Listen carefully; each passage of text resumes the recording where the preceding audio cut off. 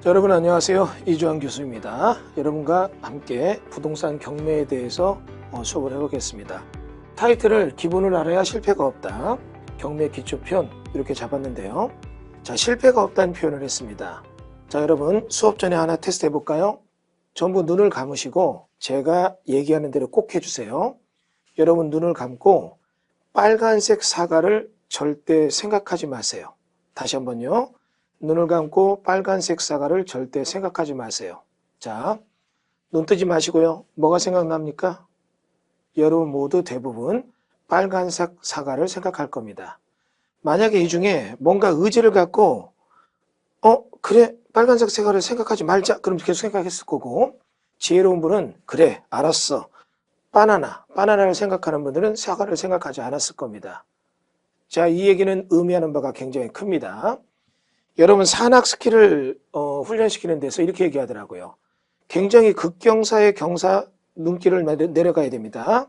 이때 잘못해서 바위에 부딪히거나 나무에 부딪히면 죽어요. 그래서 그런 바위나 나무에 부딪힌 사고 사례의 사진을 자꾸 보여주면 산악 스키 못한다고 하더라고요.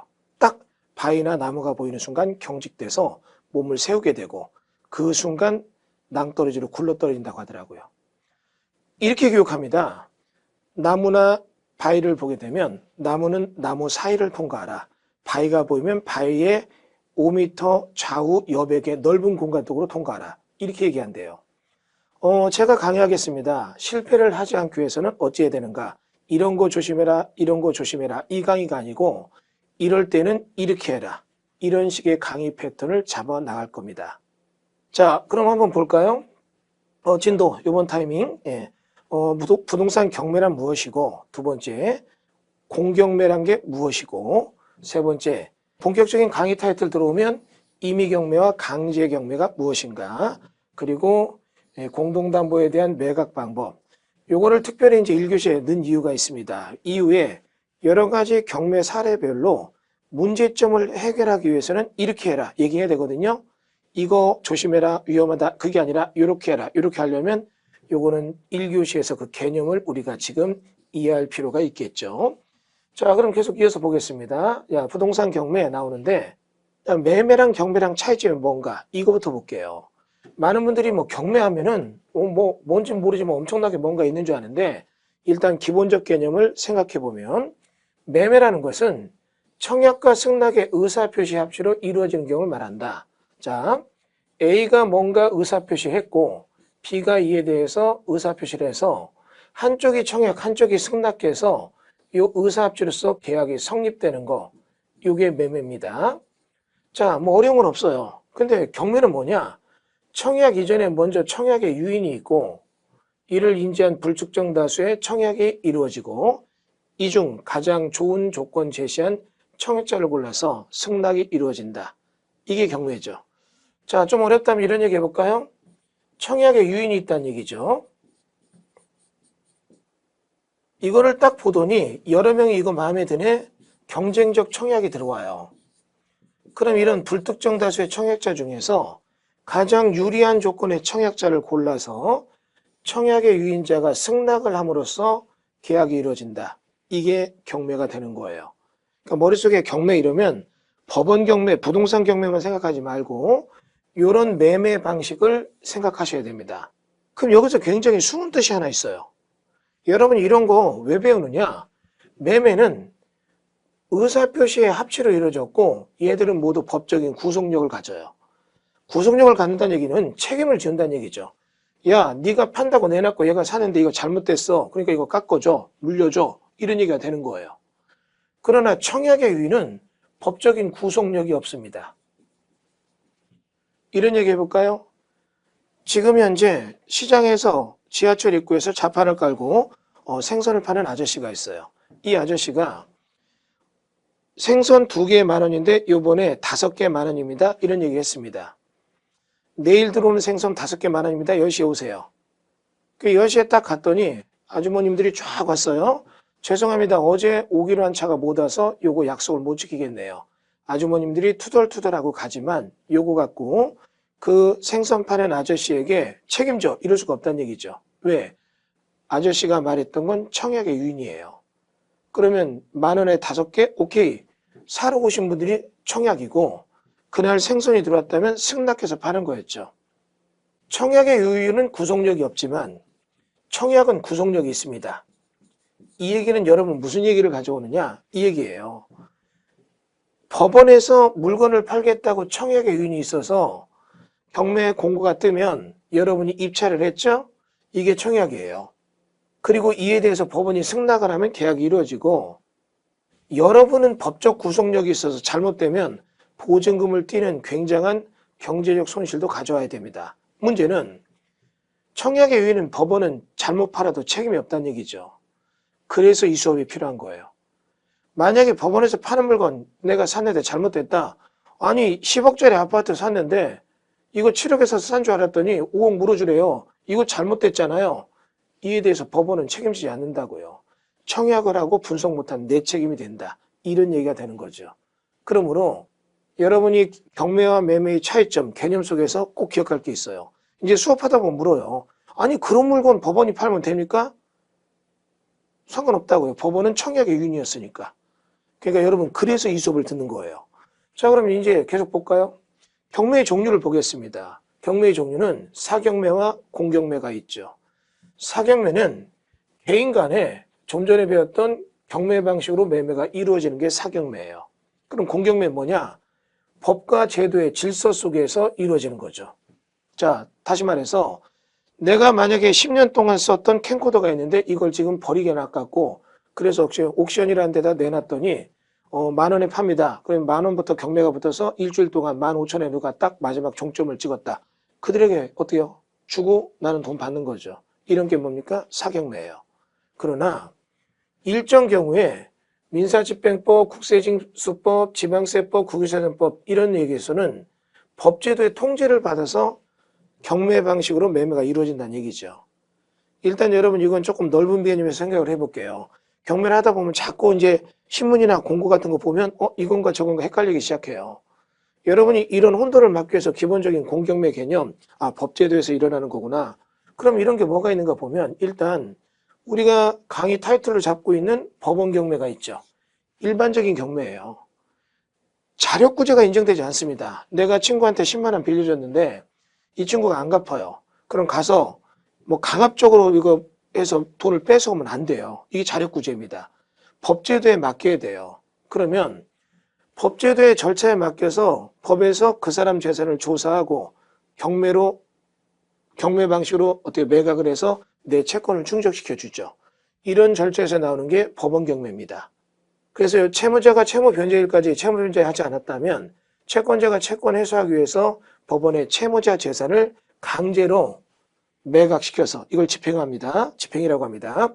이렇게 하는 게 법원 경매가 있고 이와 유사한 게 몇 가지가 있습니다.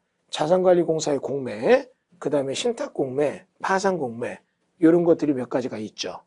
자, 이거는 여러분 이제 법원 경매는 좀 벗어나지만 상식선에서 우리가 한번 이해는 하고 갈 필요가 있겠죠. 자, 우리가 보는 것처럼 자산관리공사의 공매가 있어요. 그럼 이겁니다. A가 국가 등에다가 세금 등을 안 냈어요. 우리가 살면서 국가나 지자체에 내야 될 돈이 많이 계속 발생하거든요.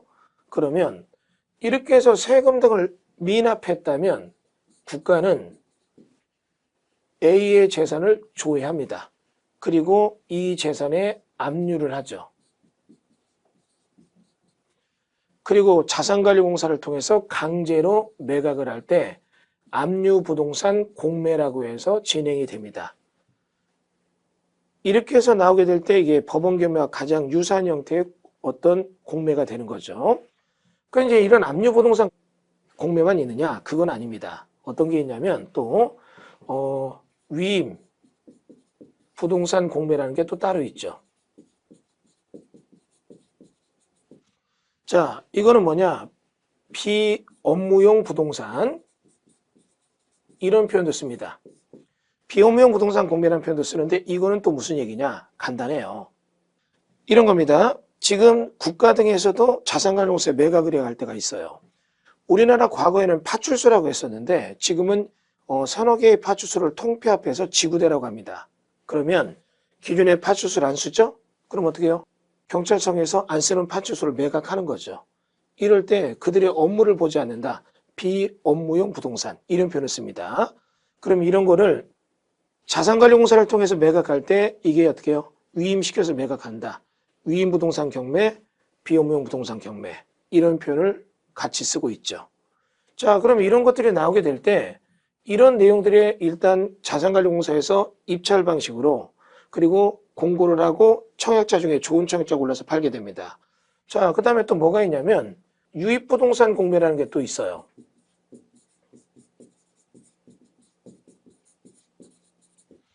유입부동산 공매는 무슨 얘기냐? A가 지금 현재 부동산을 갖고서 주유소를 하고 있습니다. 그래서 기업은행이 A 주유소 운영에 대한 지원으로서 10억의 대출을 해줬는데 대출이 조금 과다 대출이 된 거죠. 아무래도 이런 사업자 대출은 조금 대출을 더 해주니까. 문제는 이게 주유소가 갑자기 새로운 도로가 나면서 여기는 죽은 도로가 돼서 영업이 너무 안 되고 부동산 가격이 폭락했어요. 이거 지금 경매에 넣기 위해서 감정을 해봤더니 감정가가 7억밖에 안 나온다. 은행은 굉장히 곤란한 지경에 빠집니다. 7억에 딱 나오면 100%에 누가 가져가도 은행은 3억의 손실을 나죠. 이럴 때 은행은 어떻게 해요? 굉장히 신용도가 하락돼요. 은행이 이 물건 때문에 돈이 묶여 있으면 문제가 될 때 은행에 대출해준 양성의 채권까지 문제가 돼요. 은행은 여기서 지금 손해난 거를 양성 채권, 그러니까 뭐예요? 우량 채권들에게 흡수를 막 높이기 시작해요. 그러면 어때요? 돈 빌려 쓴 정상적 기업들이 흑자부도가 날 수가 있죠. 그러면 너희 채권을 자산관리공사에다 유입시켜 줍니다. 그러면 이런 채권이 자산관리공사 쪽에 넘어가게 되면 우리 저당권자가 기업은행에서 자산관리공사로 바뀌어요. 그리고 자산관리공사가 방어 입찰해서 직접 낙찰받아서 주유소를 갖고 있다가 경기가 좋아지면 매각을 합니다. 이런 게 뭐예요? 유입부동산 공매가 되죠. 자, 이런 자산관리공사의 공매가 있는데 이런 얘기들은 여러분이 우리가 지금 깊게 다루진 않지만 그 상식선에서 기본 개념을 이해해 주시기 바랍니다. 자, 다음은 신탁공매가 있습니다. 그럼 이건 도대체 뭐야, 신탁공매는? 자, 이렇게 얘기해 볼까요? 우리 보는 것처럼 A가 100억짜리 땅을 10억만 갖고 사요. 그리고 90억의 대출을 받아요. 그리고 건설회사한테 외상공사를 시킵니다. 야, 일단 돈 없어.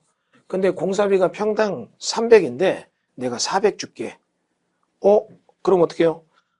단가가 좋으니까 시공사는 좋아. 외상공사 할게.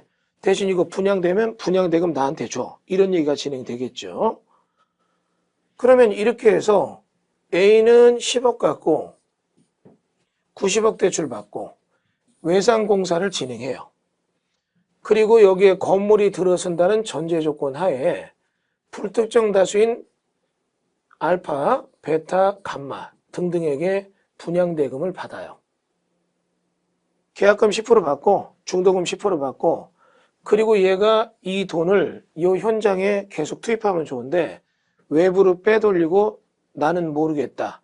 탁 넘어가 버리면 엄청나게 큰 후폭풍이 있습니다. 일단은 은행도 문제가 되고 시공사도 문제가 되고 그리고 불특정 다수의 수분양자도 문제가 되죠. 이런 게 여러분 옛날에 있었던 동대문 무슨 사건, 굉장히 컸던 사건이에요. 그래서 지금은 안 되겠다. 네가 이렇게 빚 갖고 장사하고 빚 갖고 사업해?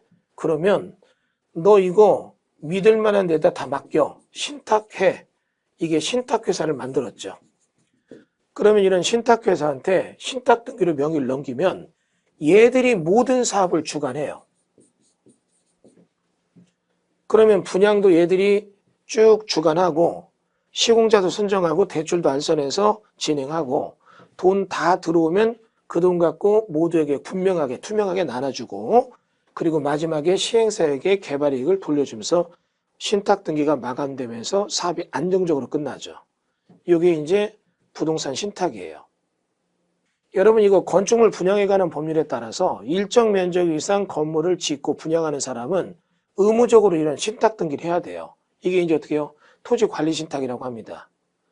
그러면 이렇게 해서 관리 신탁 맡겼다가 분양도 안 되고 시공사도 넘어가고 A도 만세삼창 불렀다? 이런 경우 굉장히 복잡해지죠. 그러면 이런 경우에 신탁회사가 이거를 경매 방식으로 매각해서 채권자 모아놓고 다 청산하고 수분양자를 보호한다. 이렇게 나오는 게 뭐다? 신탁공매가 되는 겁니다. 물론 이거 말고도 담보신탁이라는 게 있는데 이거는 나중에 배당 쪽에서 제가 조금 설명을 할 거예요. 그래야 이해가 됩니다. 자, 그럼 이렇게 해서 신탁공매라는 게 등장을 하고 세 번째는 파산공매가 있습니다. 이건 뭐냐면 이거죠. A가 아주 건전한 재정 상태를 갖고 사업을 했는데 어느 순간에 얘가 사업이 쪼그라들고 얘 자산은 요 정도밖에 없는 상태에서 빚은 이런 식으로 더 많아진 거예요. 얘는 지금 자산 가치가 1억밖에 없는데 빚은 10억이다. 그러면 이럴 때에는 파산이라든지 파산. 법원에다 나 힘들어 못하겠습니다. 파산 신청하게 되면 법원은 이에 대해서 파산 선고를 하고 파산 관제인, 재산을 관리하는 사람을 선임하죠. 이게 변호사예요. 그럼 우리 변호사는 파산 관제인이 돼서 여기 있는 채권단, 기역, 니은, 디귿, 니을, 미음, 비읍을 모두 모아놓고 너희들 빚이 얼마나 받을 게 있어 다 모아놓고 이 사람 재산을 정리할 때 변호사 사무실에서 직접 경매 방식으로 매각을 합니다. 이게 뭐예요? 파산 공매가 되죠. 이런 식으로 매각되는 것은 법질서에 따라 하게 되지만 기억할 건 이겁니다. 요거는 법원이나 자산관리공사에서 하는 게 아니라 지금 여기 있는 것처럼 변호사 사무실에서 주관을 합니다. 자, 뭐 이런 얘기들이 그래서 경매의 여러 가지 형태, 공경매의 형태로 나오는 거죠. 자, 그런데 실제로 이제 우리가 딱 들어와서 법원 경매로 넘어옵니다. 법원 경매로 넘어오면 법원 경매는 강제 경매와 임의 경매로 나눠집니다. 자, 강제 경매는 뭐냐면 이거죠. 집행권원이라는 얘기가 등장합니다. 옛날 말로 채무명이라고도 하죠. 뭐 어떤 표현을 써도 상관은 없어요.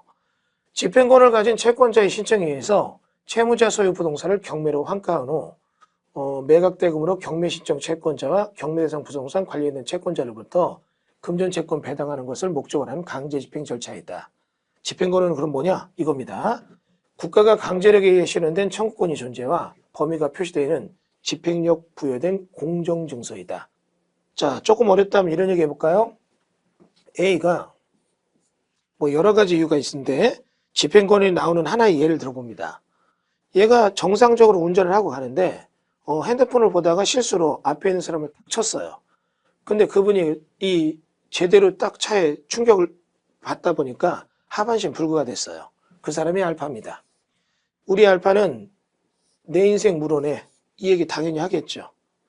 그러면 이에 대해서 소송을 하는 거죠.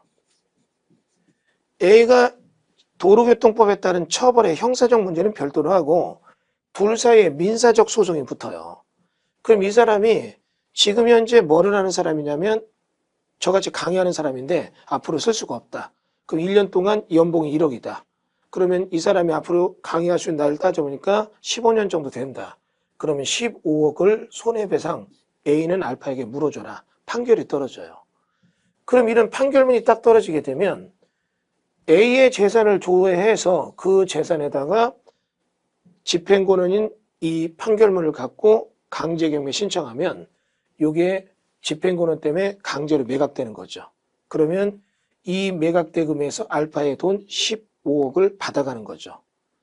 근데 여기에는 보면 알파 외에도 베타, 감마, 오메가, 불특정 다수의 여러 관련 있는 채권자들이 있다면 그들과도 여러 가지 내용에 따라 법의 절차에 따라 돈을 나눠주게 됩니다. 이런 걸 배당이라고 하죠.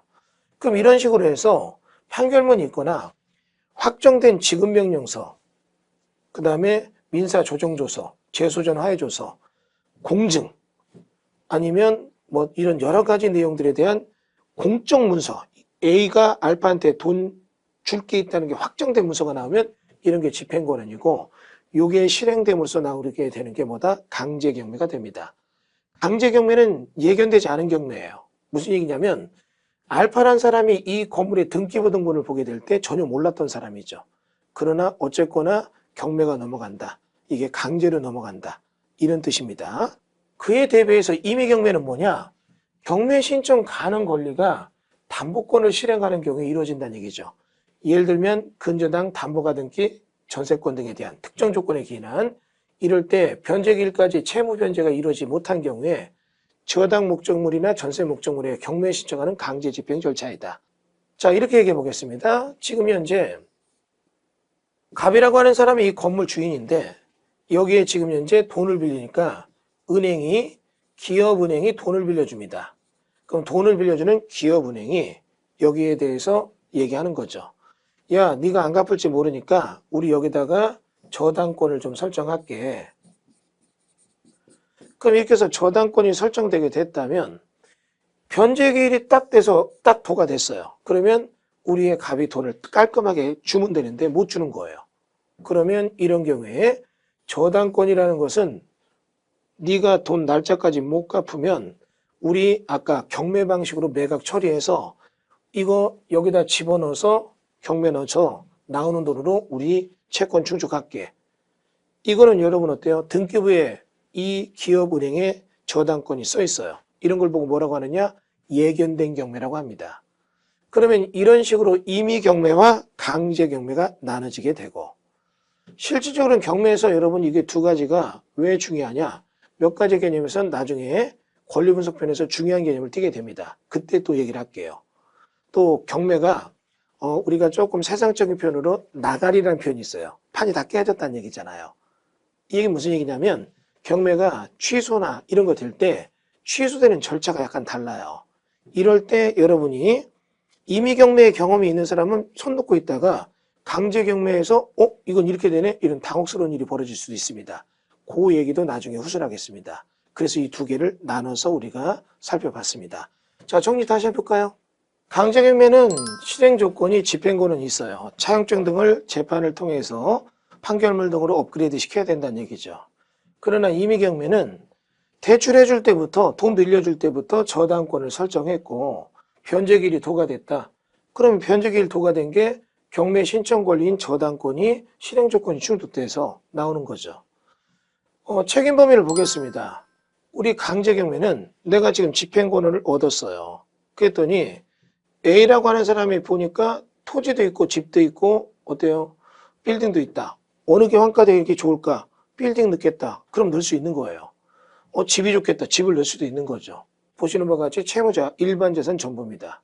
그런데 임의경매는 좀 달라요. 은행이 A한테 돈을 빌려줬어요. 얘가 주유소랍니다. 주유소에 저당 걸었죠? 그런데 경매 넣을 때 딱 보니까 이 주유소가 도로가 새로 나면서 이 주유소가 죽은 주유소예요. 도저히 영업이 안 돼요. 근데 A의 재산이 집이 있는데 이 집은 엄청 잘 팔릴 것 같아요. 그러면 집을 경매 넣을게. 이거 안 됩니다. 임의경매는 저당권이 설정되어 있는 그 주유소에만 경매가 된다는 얘기죠. 담보권이 설정된 부동산에 한정됩니다. 자, 그러면 또 하나 보겠습니다. 보호력. 강제경매는 내가 지금 현재 이런 집행권을 갖고 들어갔을 때 여타의 제3채무자가 있으면 그들과 나의 채권이 엉켜요. 나중에 이건 배당편에서 다시 설명드리겠습니다. 그러니까 여러분 친구한테 차용증만 받고 돈 빌려주는 건 굉장히 복잡해져요. 얘가 뛰었다. 돈을 띄고 도망갔다. 그럼 어때요? 집행권을 확보했죠? 얘 재산 딱 들어가 보니까 여러 채권단, 즉 세상말로 빚쟁이들이 쫙 어떻게 해요? 걸려있다면 돈을 나눠 가져야 돼요. 그러나 우리 임의경매는 내가 저당권을 딱 설정했다면 저당권 설정수에 따른 우선 배당, 뒤로 딴 게 들어왔어도 내 채권은 먼저 경매 넘어가면 먼저 준다 이거죠. 그런 개념에서 우리가 강제경매와 임의경매를 나눠본 겁니다. 임의경매 때 다시 한번 정리해봐요. 담보권 실행을 위한 임의경매는 강제경매와는 달리 별도의 재판을 거치지 않고 일정 조건 충족 시에 저당권자가 그냥 임의로 넣을 수 있다. 그래서 임의경매가 된다는 얘기입니다. 자, 이렇게 해서 우리가 강제경매, 임의경매 차이점을 조금 간단히 봤고 조금 이해 안 되고 세부적인 디테일한 것들은 나중에 수업 진행하면서 그 테마별로 다시 한번 구분해 드리겠습니다. 자, 그 다음은 밑으로 가서 공동담보에 대한 얘기, 매각 방법, 개별 매각에 대한 얘기가 나옵니다. 원칙을 보면 우리 보는 것처럼 채권담보의 목적으로 여러 개의 부동산을 담보로 제공받아 저당권을 설정하는 공동담보 목적으로 공동저당 설정된 경우 경매하게 되면 모두 목적물의 경매가 진행되죠. 자, 이렇게 볼까요? A가 잘 나가는 사람입니다. 집도 있네요. 단독주택. 그 다음에 어떻게 해요? 자기 사업장에 주유소, 집, 그리고 어떻게 해요? 땅도 있어요. 땅. 근데 요번에 자기가 여기 주유소를 영업하는데 저유 탱크를 만들고 싶어서 이 땅에다가 굉장히 큰 대공사를 합니다. 그래서 어떻게 해요?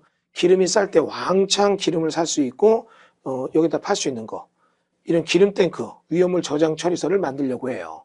근데 기업은행에서 대출을 받아야 되는데 우리의 기업은행이 얘기를 합니다. 야, 이거 공사비가 50억이나 드는데 지금 이거를 여기만 저당해서는 안 되겠고 이 집값이 20억, 주유소가 30억, 여기 있는 땅이 20억인데 요거 세 군데 모두 담보로 잡아야겠다. 이러면 이게 공동담보예요. 그럼 이런 공동담보일 때는 나중에 얘가 사업이 안 돼서 부도가 났다. 그러면 저당권이 실행돼서 경매 넘어갈 때는 이것 중에 한두 개만 파는 게 아니라 전부 다 같이 판다는 얘기죠. 그럼 이게 같이 팔 때 지금 보면 각각의 물건마다 사건 번호 외에 물건 번호를 부여하게 되면 동일한 날 하나의 사건 번호 안에서 개별적으로 물건 번호에 따라 매각 처리된다. 이게 개별 매각이에요. 이건 무슨 얘기냐면 2020년도에 경매 신청됐고 1452 사건이 되면 1번, 2번, 3번 사건 번호에 물건 번호가 나와서 개별적으로 팔린다. 이게 개별 매각입니다. 여러분 이게 왜 중요하냐? 나중에 여러분 실질적으로 실무를 하다 보면 경매 실무에서 개별 매각과 일괄 매각에 따라 명도의 방식이 달라요. 배당도 되게 복잡해질 수 있어요. 일단 이 개념을 기억해야 돼요. 자, 근데 다시 뒤로 보니까 일괄 매각, 공동담보를 하더라도 공동담보물의 위치, 형태, 이용관계 등을 고려해서 동인으로 하여금 공동담보물을 매수하는 것이 고가 매각되거나 개별 매각하게 되면 현재의 가치 감소를 가져올 수 있는 경우에 경매 신청권자의 신청이나 법원의 직권으로 일괄 경매가 진행된다. 일괄 매각은 이겁니다. 지금 이렇게 해서 A의 땅이 있고 A의 텃밭이 있어요. 그럼 여기다 두 개를 담보로 해서 대출을 해줬다는 얘기죠. 그러면 은행이 농협이 대출을 해줬는데 농협 입장에서는 어떻게 해요? A가 돈을 못 갚으면 경매를 넘길 때 이거를 다 묶어서 한 번에 낸다. 이런 게 뭐가 된다는 얘기예요? 일괄 매각이 된다는 얘기죠. 뭐 어려운 얘기는 아닐 겁니다. 일괄 매각은 딱 사건 번호 하나입니다. 이게 2014 타경 1452, 1527 사건에 1번, 2번 써 있다. 그러면 요거는 난 요것만 사겠다, 요것만 사겠다. 따로 써야 돼요. 이게 이제 사건 번호 뒤에 물건 번호가 있을 때 개별 매각이에요. 근데 그게 아니라 이런 건 전혀 안 써 있고 어떻게 요 사건 안으로 하나 세트로 판다. 그럼 이게 뭡니까? 일괄 매각이 된다는 얘기죠. 자, 이런 개념이 어떤 경매의 기본적 개념이 됩니다. 자, 이렇게 해서 첫 시간 수업을 해봤습니다. 부동산에 대한 경매 입문을 위한 여러 가지 지식을 배웠고 다음 시간에 이어서 이제 부동산 경매 입문 두 번째 시간 우리가 경매 교육에 필요한 여러 가지 지식 배우는 시간 가지도록 하겠습니다. 자, 수고하셨습니다. 감사합니다.